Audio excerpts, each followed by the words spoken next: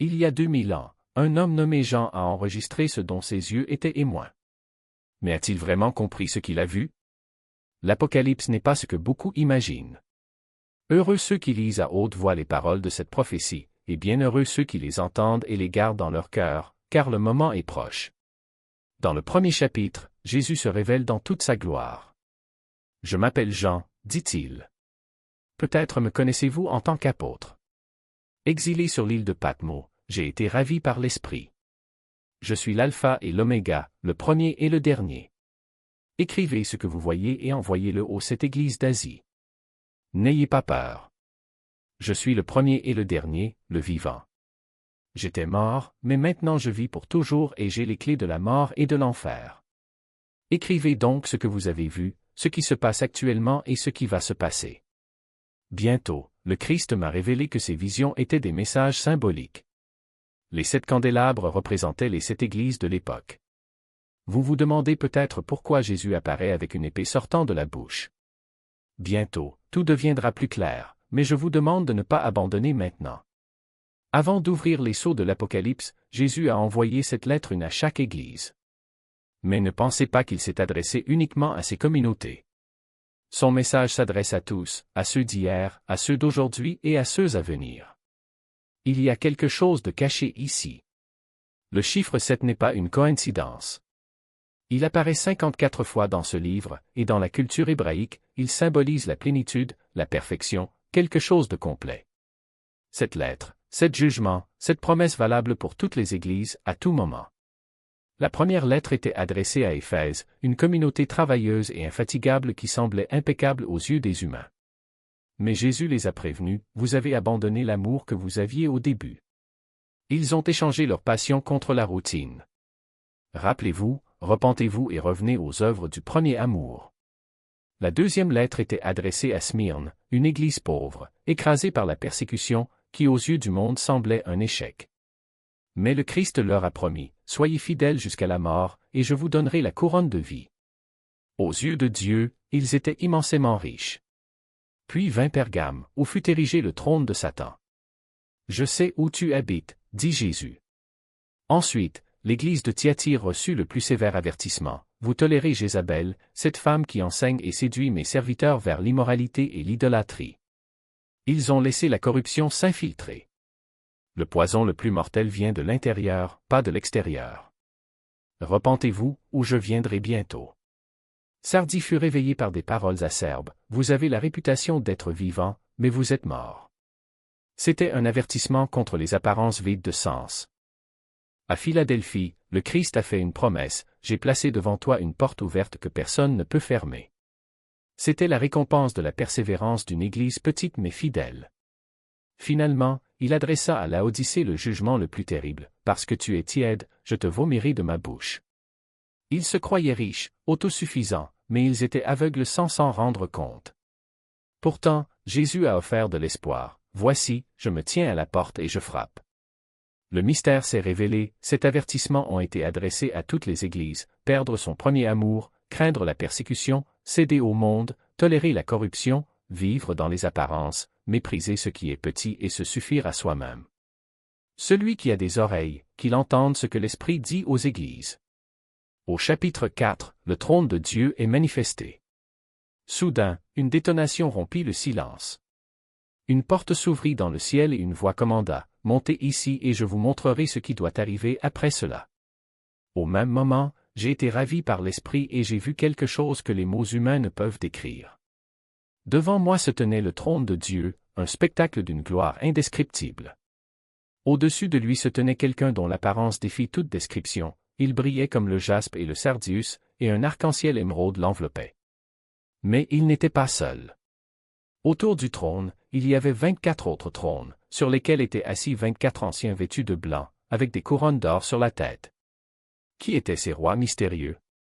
Leur identité révèle le plan complet de Dieu pour l'humanité. Les 24 anciens représentent les 12 tribus d'Israël et les 12 apôtres, soit l'ensemble du peuple de Dieu rassemblé devant lui. Jésus avait déjà promis, vous vous asseoirez sur 12 trônes pour juger. Du trône sortaient des éclairs, des voix et du tonnerre. Devant lui, 7 lampes allumées symbolisaient les 7 esprits de Dieu, la plénitude du Saint-Esprit. Sous ses pieds, il n'y avait pas de terre, mais une mer de verre, limpide et immobile, image de paix absolue. Puis, quelque chose d'extraordinaire a attiré mon attention, 4 êtres vivants, couverts d'yeux de toutes parts, rien n'échappait à leur regard. Le premier ressemblait à un lion, le deuxième à un taureau, le troisième avait un visage humain et le quatrième volait comme un aigle. Que voulait-il dire? Les premiers chrétiens les associaient aux 4 évangiles qui révèlent Jésus, Matthieu, le lion, Christ, le roi, Marc, le taureau, Christ, le serviteur, Luc, l'homme, Christ, l'humain, et Jean, l'aigle, Christ, le divin. Ces êtres ne se sont pas reposés. Jour et nuit, leur voix résonnait dans un chant qui ébranlait les fondements du ciel, Saint, Saint, Saint est le Seigneur Dieu Tout-Puissant.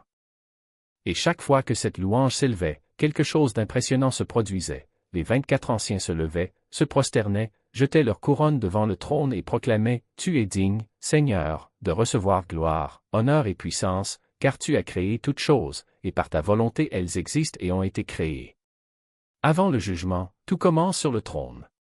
Dieu règne, Dieu crée, Dieu soutient, et rien de ce qui vient n'ébranlera sa domination. Au chapitre 5, mes yeux ont été attirés par quelque chose d'extraordinaire.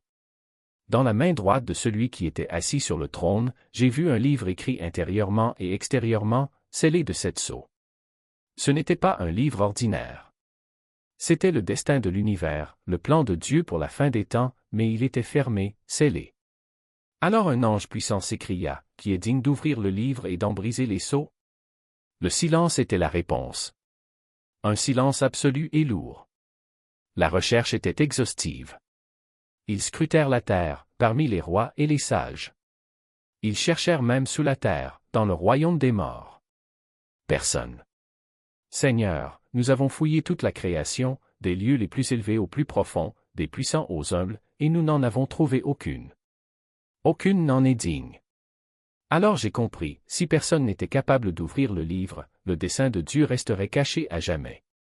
L'histoire n'aurait aucun sens et la justice ne viendrait jamais. Que deviendrait le monde? Cherchez les cieux, il doit y avoir quelqu'un là-bas. Cherchez chaque étoile. Et la recherche s'est poursuivie. Pour toujours. Et puis, comme si le temps lui-même retenait son souffle, l'agneau brisa le 7e sceau. Un silence sépulcral enveloppait le ciel, non pas le silence de la paix, mais celui d'une attente chargée, comme si toute la création savait que le moment final était arrivé.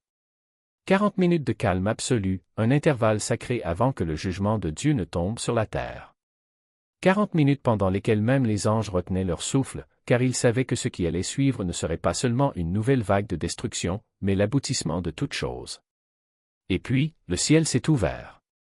J'ai vu 7 anges debout devant Dieu, chacun tenant une trompette. Ce n'étaient pas des instruments de musique, mais d'annonce, chacun touchait un décret divin. Le premier ange leva sa trompette, et le son résonna comme le tonnerre qui fendit les cieux.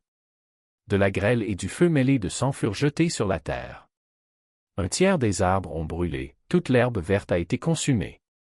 Ce n'était pas seulement un incendie, c'était un signe, la nature, qui gémissait dans les douleurs de l'enfantement depuis la chute de l'homme, criait désormais à la libération. Mais le pire était encore à venir. Le deuxième ange sonna. Quelque chose comme une montagne en feu fut jetée dans la mer, et un tiers des eaux se transformèrent en sang. Un tiers des créatures marines sont mortes et un tiers des navires ont été détruits. L'océan, qui reflétait autrefois la gloire de Dieu, est désormais devenu un tombeau liquide. Les hommes regardèrent les vagues rouges et comprirent, ce n'était pas seulement la colère de la terre, mais la main de Dieu qui pesait sur la rébellion humaine. Le troisième ange sonna de la trompette et une étoile appelée Wormwood tomba du ciel, empoisonnant un tiers des rivières et des sources. Beaucoup sont morts en buvant ces eaux amères, comme le dit le nom de l'étoile, Wormwood, l'amertume de la justice sans pitié. Et puis le quatrième ange leva sa trompette, et un tiers du soleil, de la lune et des étoiles furent frappés. L'obscurité s'étendit, non pas comme une nuit ordinaire, mais comme une couverture de désespoir. Le jour a perdu son éclat, la nuit son guidage. Les hommes, qui avaient rejeté la lumière de la vérité, trébuchaient désormais dans les ténèbres qu'ils avaient eux-mêmes choisies. Mais avant que le cinquième ange ait sonné, un aigle vola au milieu du ciel, criant d'une voix puissante, « Malheur! Malheur! Malheur à ceux qui habitent sur la terre, à cause des trompettes que les 3 anges doivent encore sonner. » 3 malheurs, 3 jugements qui feraient paraître légers les précédents. Et puis, le 5e ange a sonné. Le gouffre sans fond s'est ouvert.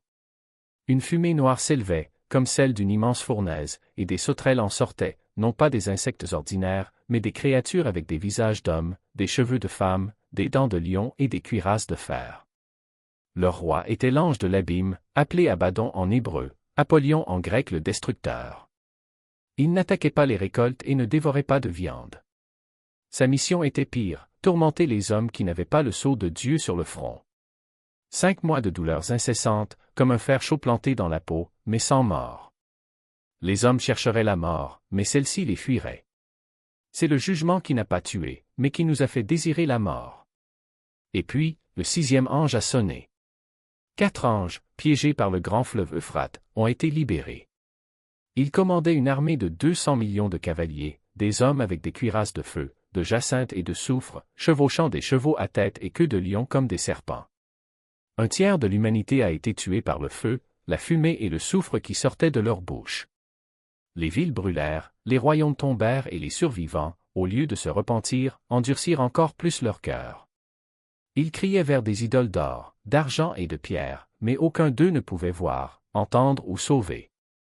C'était la justice de Dieu qui se révélait, et pourtant, les hommes préféraient les ténèbres. Mais au milieu de ce chaos, quelque chose d'extraordinaire s'est produit. J'ai vu un ange puissant descendre du ciel, enveloppé dans un nuage, avec un arc-en-ciel au-dessus de sa tête. Son visage brillait comme le soleil et ses pieds étaient comme des colonnes de feu. Il tenait un livre ouvert à la main et posait son pied droit sur la mer et son pied gauche sur la terre. Lorsqu'il criait, 7 tonnerres retentirent, mais une voix du ciel m'ordonna, celle ce que les 7 tonnerres ont dit, ne l'écris pas. Alors l'ange leva la main vers le ciel et jura par celui qui vit pour les siècles des siècles, il n'y aura plus de retard. Au jour où le 7e ange sonnera de la trompette, le mystère de Dieu s'accomplira, comme il a annoncé à ses serviteurs les prophètes. Et alors l'ange me dit, prends le petit livre et dévore-le. Il sera amer dans ton ventre, mais doux comme du miel dans ta bouche. J'ai pris le livre et je l'ai mangé. En bouche, c'était doux comme du miel, mais dans l'estomac, c'était devenu amer.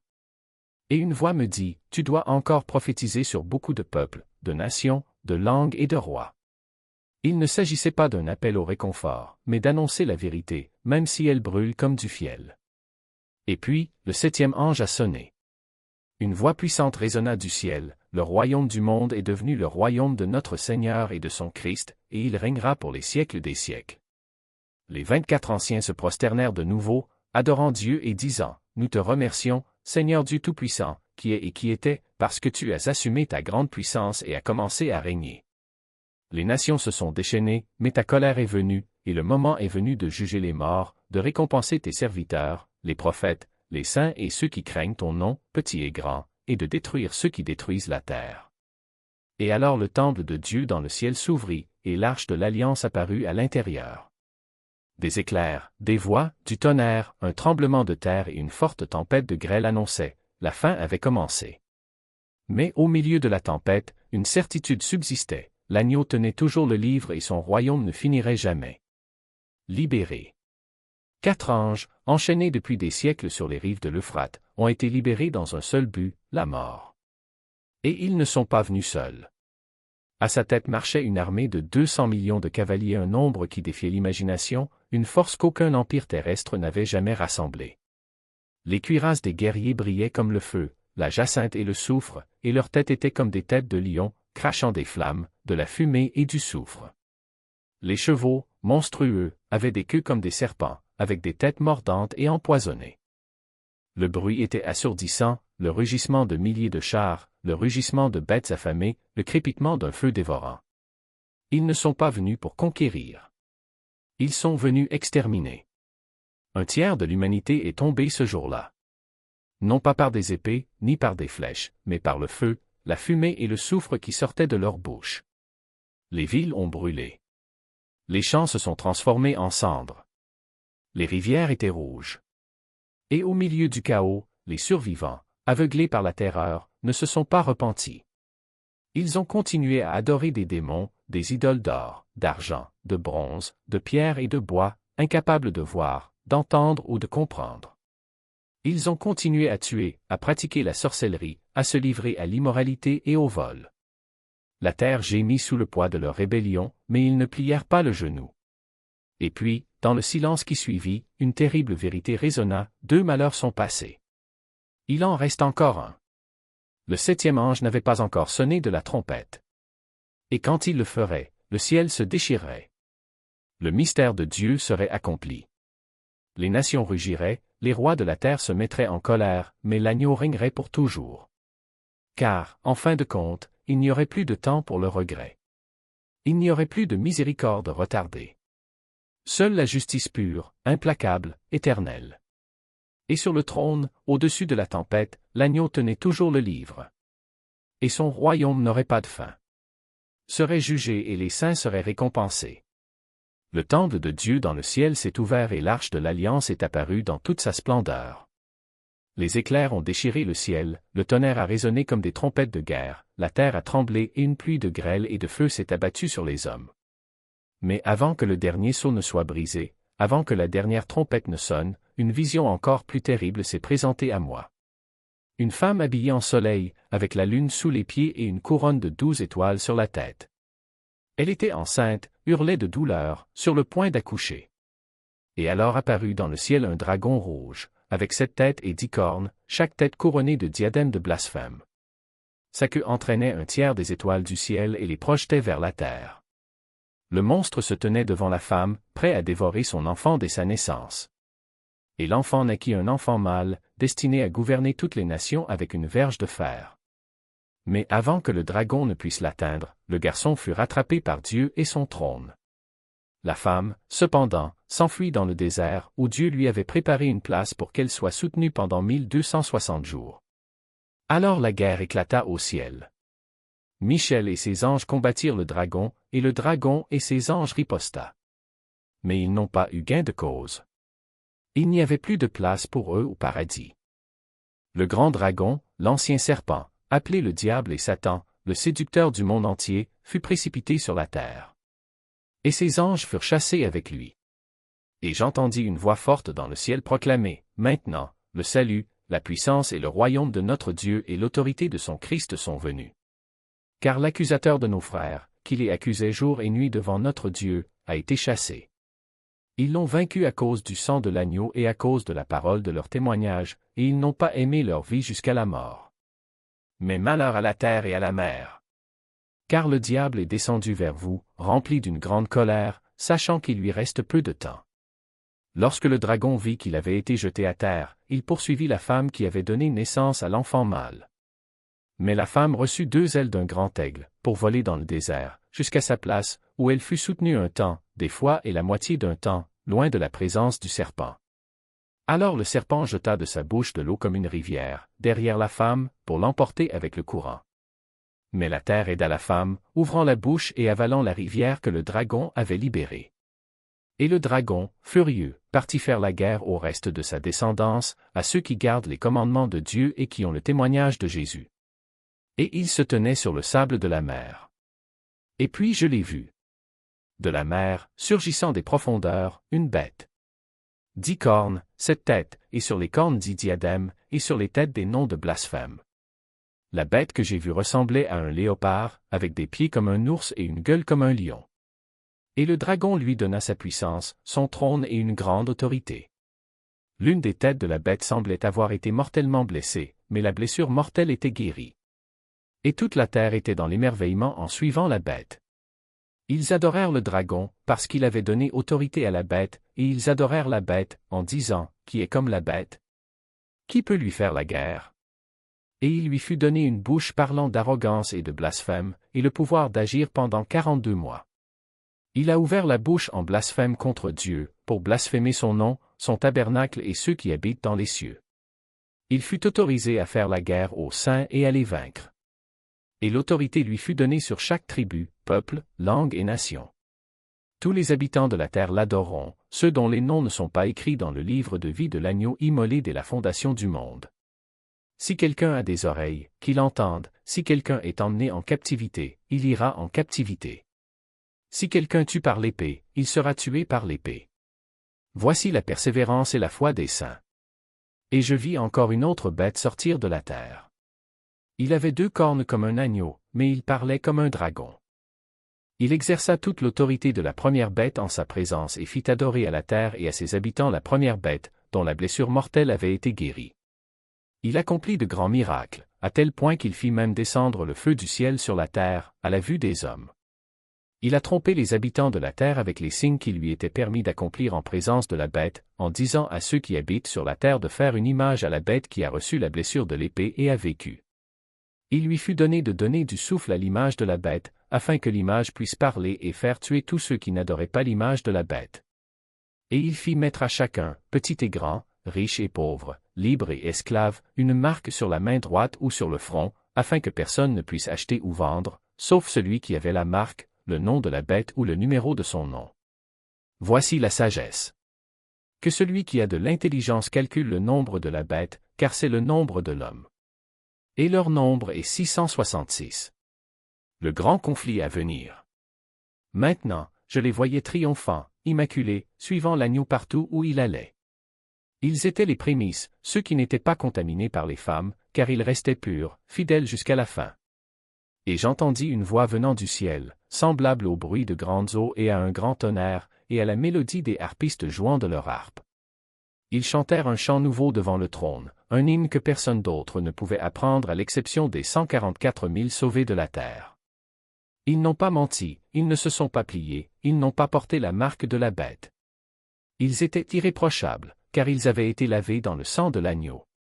Puis j'ai vu un autre ange voler au milieu du ciel, proclamant l'évangile éternel à tous les habitants de la terre, à chaque nation, tribu, langue et peuple. Sa voix résonnait comme le tonnerre, craignez Dieu et rendez-lui gloire, car l'heure de son jugement est venue. Adorez celui qui a fait les cieux, la terre, la mer et les sources d'eau. Et aussitôt après lui vint un autre ange criant d'une voix forte, Babylone la grande est tombée, est tombée. Elle est devenue une demeure de démons, un repère de tout esprit impur et de tout oiseau détestable. Mais l'avertissement ne s'est pas arrêté là. Un troisième ange les suivit, et son message était terrible. Si quelqu'un adore la bête et son image, et reçoit sa marque sur son front ou dans sa main, il boira aussi du vin de la colère de Dieu, préparé sans mélange, dans la coupe de son indignation. Il sera tourmenté de feu et de soufre en présence des saints anges et en présence de l'agneau. Nuit, ceux qui adorent la bête et son image, et quiconque reçoit la marque de son nom. Voilà la persévérance des saints, de ceux qui gardent les commandements de Dieu et la foi en Jésus. Alors une voix du ciel me dit, écris, bienheureux les morts qui meurent désormais dans le Seigneur. Oui, dit l'Esprit, afin qu'ils se reposent de leurs travaux, car leurs œuvres les accompagnent. Et je regardai, et voici un nuage blanc, et sur le nuage était assis quelqu'un comme le Fils de l'homme, avec une couronne d'or sur la tête et une faucille pointue à la main.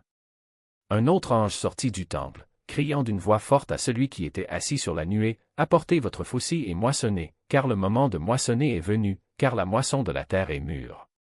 Et celui qui était assis sur la nuée jeta sa faucille dans la terre, et la terre fut moissonnée. Alors un autre ange sortit du temple dans le ciel, portant aussi une faucille pointue. Et un autre ange, qui a pouvoir sur le feu, sortit de l'autel et cria d'une voix forte à celui qui avait la faucille aiguisée, jetez votre faucille aiguisée et vendangez les grappes de la vigne de la terre, car ses raisins sont mûrs. L'ange jeta sa faucille en terre, vendangua la vigne de la terre et la jeta dans le grand pressoir de la colère de Dieu. Et le pressoir fut foulé aux pieds hors de la ville, et du sang sortait du pressoir jusqu'aux brides des chevaux, sur une distance de 1600 stades. La terre gémissait sous le poids de la justice divine et le ciel était rempli d'un silence solennel, comme si même les anges retenaient leur souffle face à ce qui allait arriver. Le sixième ange leva sa coupe et la versa dans le grand fleuve Euphrate. Les eaux, autrefois source de vie et de prospérité, se tarirent en un instant, ouvrant la voie aux rois d'Orient. Mais ce n'étaient pas les rois terrestres qui y marchaient, c'était l'armée des ténèbres elle-même, convoquée pour la bataille finale. Les forces du mal se sont rassemblées, poussées par des esprits impurs, semblables à des grenouilles, qui ont sauté de la gueule du dragon, de la bête et du faux prophète. Ces démons, avec des paroles trompeuses et des promesses creuses, ont entraîné les dirigeants de la terre à Armageddon, le lieu préparé pour la confrontation finale. Et puis, comme le tonnerre qui déchire le ciel, une voix résonna d'en haut, « Voici, je viens comme un voleur. » C'était le dernier avertissement avant que le jugement ne soit consommé. Mais les hommes, endurcis dans leur rébellion, n'écoutèrent pas. Ils continuèrent à se repaître de l'illusion du pouvoir, à accumuler des richesses sur une terre qui tremblait déjà sous le poids de la colère divine.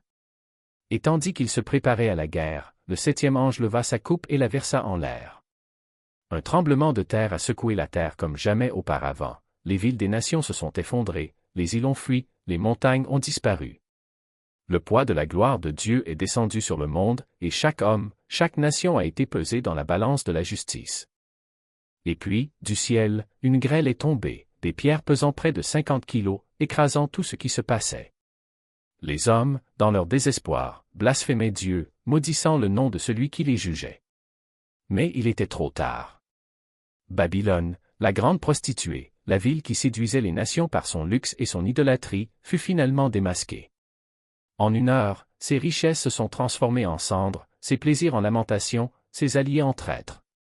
Les rois de la terre, qui s'étaient prostitués avec elle, pleuraient en la voyant brûler, tandis que les marchands, qui s'étaient enrichis aux dépens de sa corruption, se tenaient à distance, sans le courage de s'approcher.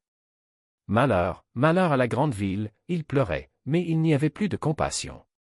La justice de Dieu n'a épargné ni l'or ni l'argent ni les âmes qui s'étaient vendues pour eux. Et puis, du milieu du chaos, une voix tonna, « Babylone la grande est tombée, tombée. Elle est devenue la demeure des démons, le refuge de tout esprit impur. » C'était la fin d'un empire construit sur le mensonge, la fin d'un système qui asservissait le monde avec ses promesses creuses. Et tandis que les flammes consumaient leurs tours et leurs temples, les cieux s'ouvrirent et l'agneau apparut, monté sur un cheval blanc, suivi des armées du ciel. Il n'y avait plus de négociation, plus de pitié, juste l'épée tranchante de la justice, prête à abattre les rebelles. Le dragon, la bête et le faux prophète furent jetés vivants dans l'étang de feu, où ils seront tourmentés pour toujours. Et ceux qui avaient suivi ces traces, qui avaient reçu la marque et adoré l'image, furent jugés selon leurs œuvres. Il n'y avait pas d'échappatoire, il n'y avait aucune excuse. La balance de la justice n'a pas évolué en leur faveur. Et alors que le vieux monde brûlait en flammes, un nouveau ciel et une nouvelle terre renaissaient de leurs cendres, où il n'y aurait plus de douleur, plus de deuil, plus de mort, seulement la présence éternelle de l'agneau, qui régnerait pour toujours. Et puis, comme un fleuve de lumière, la voix de Dieu résonna, « Voici, je fais toutes choses nouvelles. » Et à cet instant, le dernier souffle du péché fut réduit au silence et l'éternité commença.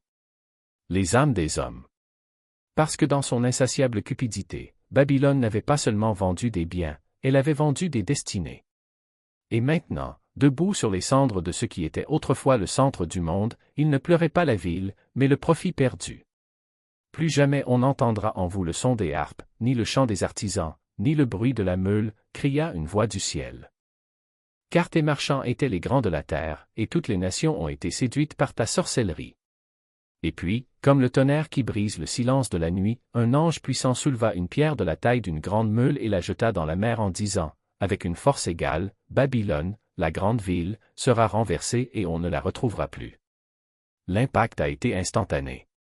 Là où se trouvaient autrefois des tours d'or et des palais de marbre, il ne restait plus qu'un abîme fumant. Les rois, autrefois si fiers, tremblaient désormais comme des feuilles au vent. Les marchands, qui avaient accumulé des fortunes à la sueur des pauvres, se couvraient le visage pour ne pas voir la ruine de leur empire.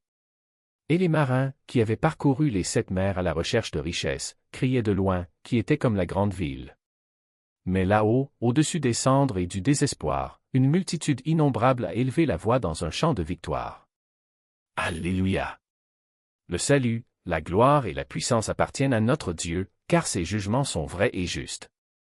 Et tout le ciel résonnait du son des harpes et des trompettes, tandis que les saints et les martyrs, qui avaient été piétinés par la bestialité de Babylone, se réjouissaient maintenant. Parce que ce que le monde appelle le pouvoir, Dieu l'appelle pourriture. Ce que les hommes avaient adoré comme une richesse, il l'avait révélé comme une malédiction. Et ce que l'histoire avait enregistré comme grandeur, l'agneau s'était transformé en cendre. Alors, comme un éclair traversant les ténèbres, un ange me prit par la main et me dit, « Écrivez, bienheureux ceux qui sont appelés au repas des noces de l'agneau. » Et je vis, au-delà du voile du temps, le banquet éternel préparé pour ceux qui avaient lavé leurs robes dans le sang de l'agneau. Il n'y aurait plus de nuit, plus d'ombre, plus de douleur. Juste la lumière de la présence de Dieu, qui remplirait toutes choses. Et tandis que le dernier gémissement de Babylone se perdait dans le vent, une voix proclama, « Voici, le tabernacle de Dieu est avec les hommes. Il habitera avec eux, et ils seront son peuple. Dieu lui-même sera avec eux et sera leur Dieu. Et il essuiera toute larme de leurs yeux. Parce que la fin de Babylone n'était pas seulement la fin d'un empire, c'était le début d'un royaume qui ne finirait jamais. Avec un délai. Une heure marquée, telle une horloge céleste qu'on ne pouvait ignorer. Et puis j'ai vu ceux qui avaient été fidèles jusqu'au bout. Ceux qui ne se sont pas inclinés devant la bête, qui n'ont pas reçu sa marque, qui ont préféré l'épée à la soumission, ont faim à la trahison. Ils sont ressuscités. Non pas comme des ombres, non pas comme des souvenirs, mais dans des corps glorifiés et immortels, faits pour l'éternité. Et ils régnèrent avec Christ 1000 ans. Non pas comme sujets, mais comme cohéritiers. Pas sur un trône lointain, mais à côté de celui qui les a aimés en premier. Chaque larme qu'ils ont versée, chaque cicatrice qu'ils ont portée, chaque nuit de prière sans réponse, tout s'est transformé en autorité. Parce que la souffrance, lorsqu'elle est offerte à Dieu, n'est jamais vaine. Mais l'histoire ne s'est pas arrêtée là. Le millénaire n'était qu'un intermède, un soupir de paix avant l'acte final. Parce que Satan, bien qu'enchaîné, n'a pas été détruit. Et lorsque les 1000 ans furent accomplis, il fut libéré pour un bref instant. Comme dernière épreuve, comme ultime preuve que le cœur humain, même après des siècles de paix, peut encore choisir la tromperie. Et, à mon grand étonnement, de nombreuses nations se sont laissées séduire. Comme si le poison de la rébellion coulait encore dans ses veines. Gog et Magog, symboles de toute résistance contre Dieu, se soulevèrent en masse, entourant le camp des saints, la ville bien-aimée. Mais le feu descendit du ciel et les consuma. Il n'y a pas eu de bataille. Il n'y a pas eu de négociation. Juste la justice. Et puis, le trône blanc est apparu. Non pas comme un symbole, mais comme une réalité écrasante. Le ciel et la terre s'enfuirent devant sa présence, parce qu'il n'y avait pas de place pour eux devant la gloire de celui qui était assis là. Et je vis les morts, grands et petits, debout devant le trône. Des livres ont été ouverts. Le livre de la vie. Le livre des œuvres. Et chacun fut jugé selon ce qui était écrit. Il n'y a eu aucune exception. Il n'y avait aucune excuse. La mer a rendu ses morts. La mort et Hadès aussi. Et quiconque ne se trouvait pas dans le livre de vie était jeté dans l'étang de feu. La deuxième mort. Pas une fin, mais une éternité de séparation. Mais pour ceux qui ont vaincu, pour ceux qui ont lavé leurs vêtements dans le sang de l'agneau, la promesse est réalisée. J'ai vu un nouveau ciel et une nouvelle terre, parce que le premier ciel et la première terre avaient disparu. Et la nouvelle Jérusalem descendit du ciel, parée comme l'épouse de son mari. Il n'y avait pas de temple à l'intérieur, car le Seigneur Dieu Tout-Puissant et l'agneau étaient son temple. Il n'y avait ni soleil ni lune, parce que la gloire de Dieu l'éclairait, et l'agneau était sa lampe. Les nations marchaient à sa lumière, et les rois de la terre y apportaient leur gloire. Et je vis le fleuve d'eau de la vie, clair comme du cristal, couler du trône de Dieu et de l'agneau.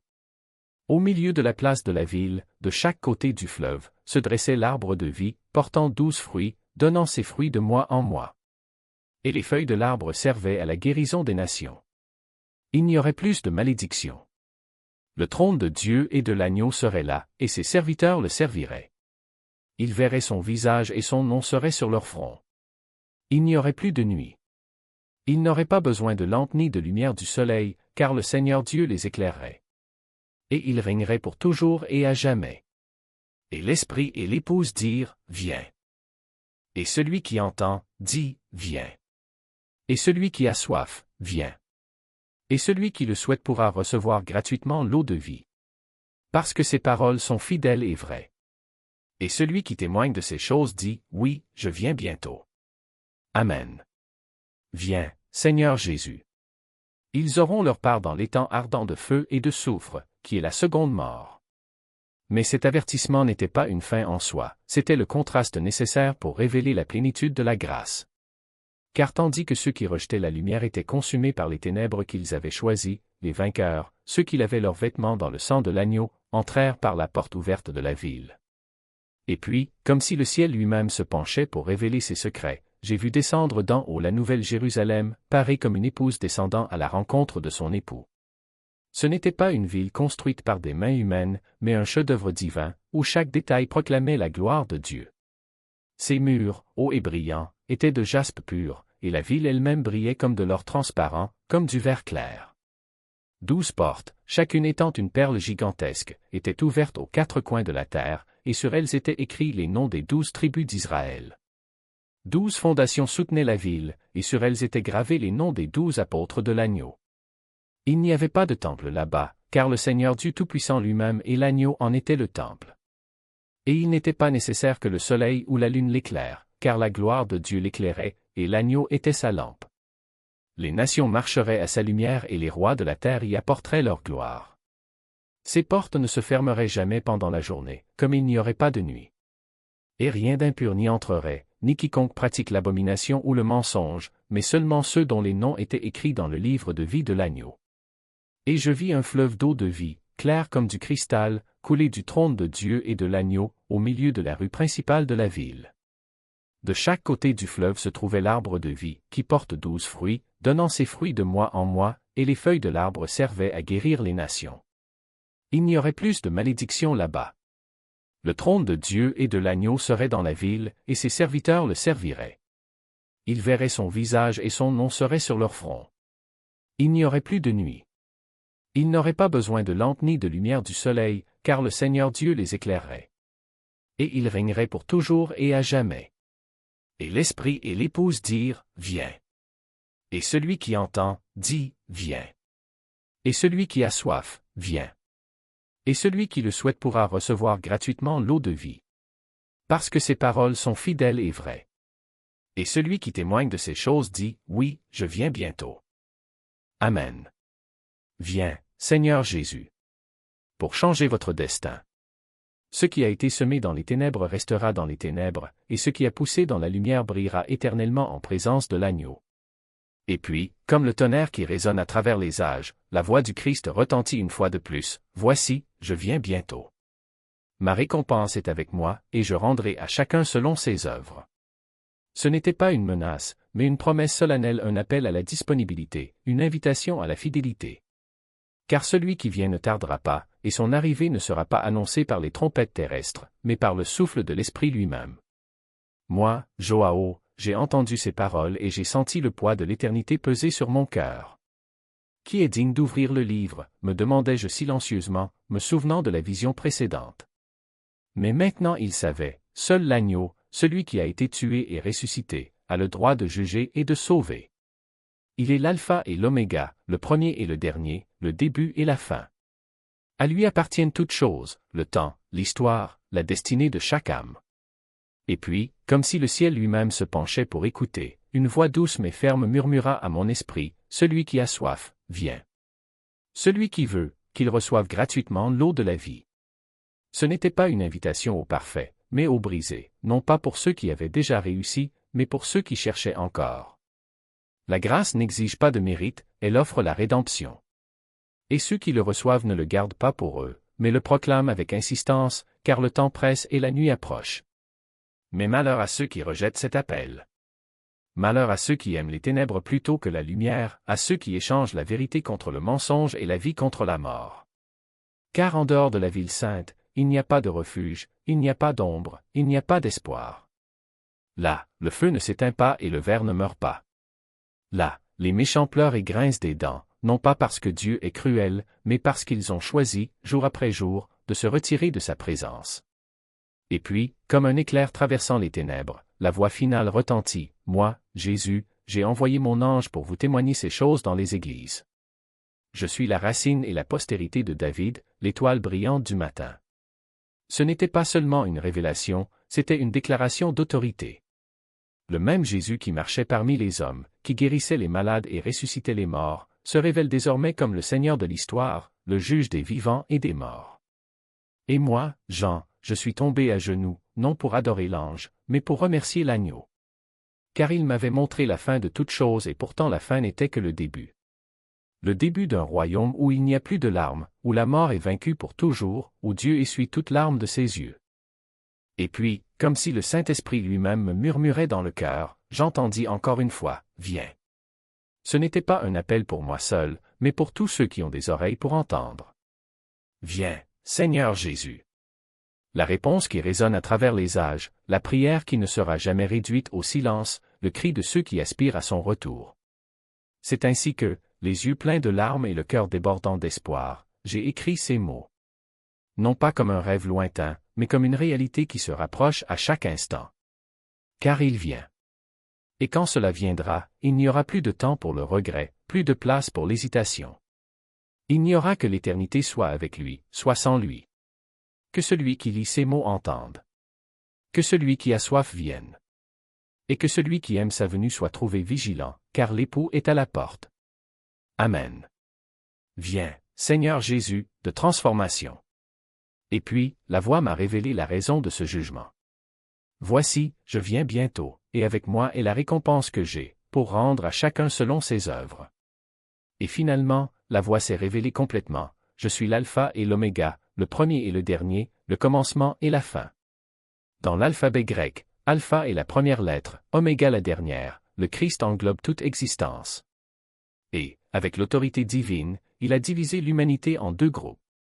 Bienheureux ceux qui lavent leur robe dans le sang de l'agneau, afin d'avoir droit à l'arbre de vie et d'entrer dans la ville par les portes.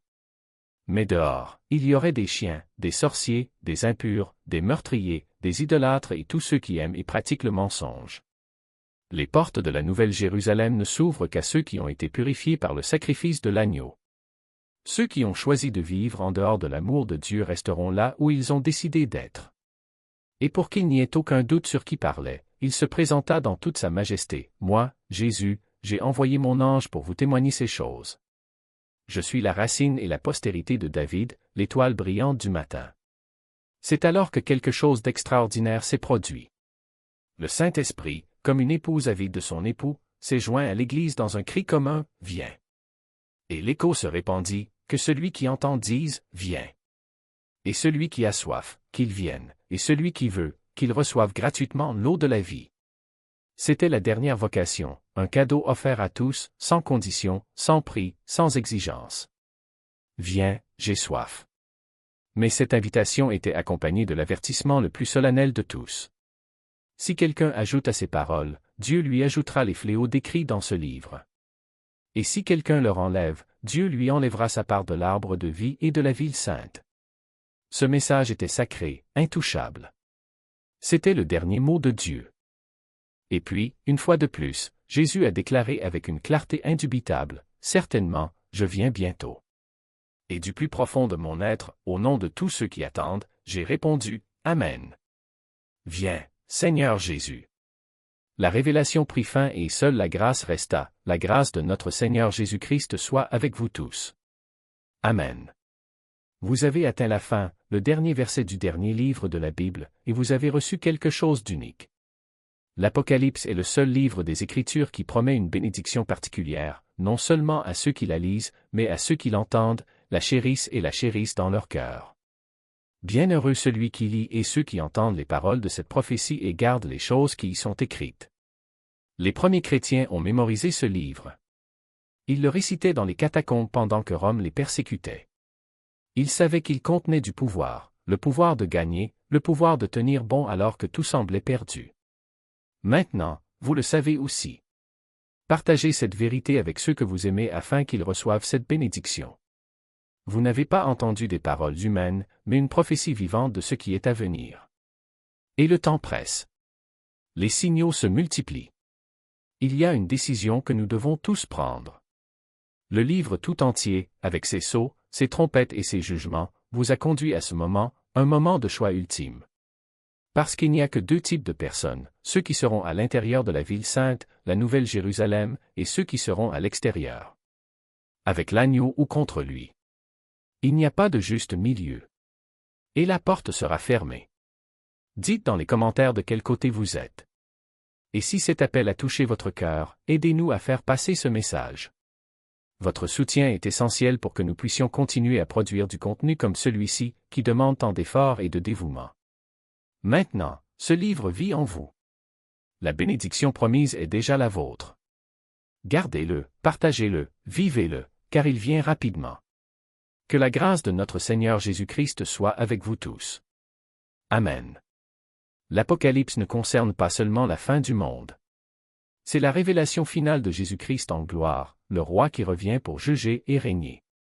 Mais pour vraiment comprendre qui est ce Jésus, celui qui vient avec l'épée et l'autorité, vous devez connaître Jésus qui est venu avec amour pour ôter le péché du monde. C'est pourquoi l'évangile de Jean est la clé qui complète cette vision. Cliquez sur la vidéo qui est maintenant à l'écran. Vous verrez comment le Jésus de Jean doux et humble, qui a donné sa vie sur la croix, est le même qui reviendra en puissance et en gloire dans l'Apocalypse. Sans cette perspective, la révélation du Christ est incomplète. Ne manquez pas cette pièce essentielle. Regardez maintenant.